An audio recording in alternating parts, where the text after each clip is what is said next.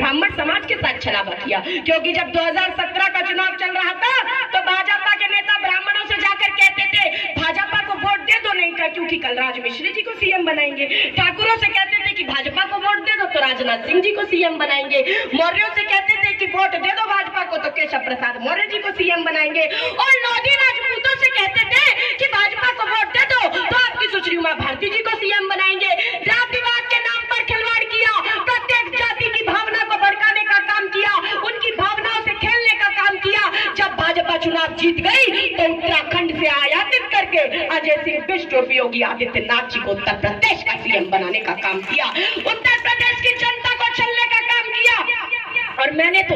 आदरणीय उमा भारती जी को कई बार कहते हुए सुना है कि भाजपा लोगों और नेताओं का उपयोग कुछ इस प्रकार करती है जिस प्रकार कोई व्यक्ति जलेबी खाने के लिए दोना और पत्तल का उपयोग करता है। जलेबी खाने के लिए जलेबी का पूरा रस चूसने तक तो हम दोने को अपने पास रखते हैं, फिर दोने को फेंक दिया जाता है। इसी प्रकार भाजपा ने केशुभाई पटेल का उपयोग किया, मदन लाल खुराना का उपयोग किया, आदरणीय उमा भारती जी का उपयोग किया और माननीय कल्याण सिंह जी का उपयोग किया। और जब माननीय स्वर्गीय कल्याण सिंह जी को दूध में से मक्खी की तरह उत्तर प्रदेश की राजनीति से भाजपा ने बाहर फिकवाया, तब आदरणीय कल्याण सिंह जी बड़े ही गुस्से में जोश में आकर बोले थे कि मैं एक गहरा गड्ढा खोद के भाजपा को उसके अंदर गाड़ दूंगा, दफना दूंगा, टुकड़े काट कर दूंगा।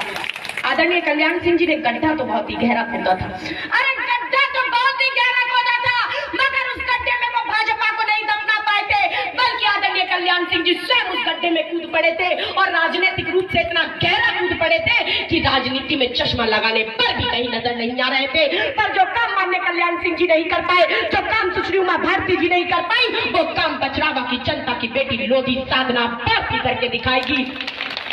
जितना गहरा गड्ढा कल्याण सिंह जी ने खोदा था उससे भी गहरा गड्ढा आपकी ये बेटी लोधी साधना भारती खोदेगी और उस गड्ढे में भाजपा अर्थात भारत चलाओ पार्टी को राजनीतिक रूप से इतना गहरा गाड़ेगी, इतना गहरा दफनाएगी कि सांप्रदायिकता, भ्रष्टाचार और अवसरवादिता का अस्तित्व ही समाप्त हो जाए, इनका अस्तित्व ही समाप्त हो जाए। एक तालाब किनारे खड़ी इमारत में लग रही थी आग, मच गई अफरा तफरी और भागम भाग, सबने वो किया जो था जिसकी पहुंच में। एक चिड़िया भी डाल रही थी पानी भरकर अपनी चोंच में। एक कौवे ने कहा बहन तू सुई की नोक से समस्या का ताला खोल रही है, तू तो पत्तों के बाढ़ से पहाड़ तोड़ रही है, तेरी चोंच में जितना पानी आएगा उससे तो आग का एक शोला भी नहीं बुझ पाएगा। चिड़िया ने कहा भाई मैं तेरी बात मानती हूँ, अपने चोंच के सामर्थ्य को भी पहचानती हूँ, लेकिन मैं तो केवल इतना ही जानती हूँ कि जिस दिन इस घटना का इतिहास लिखा जाएगा मेरा नाम आग लगाने वालों में नहीं आग बुझाने वालों में लिखा जाएगा, आग बुझाने वालों में लिखा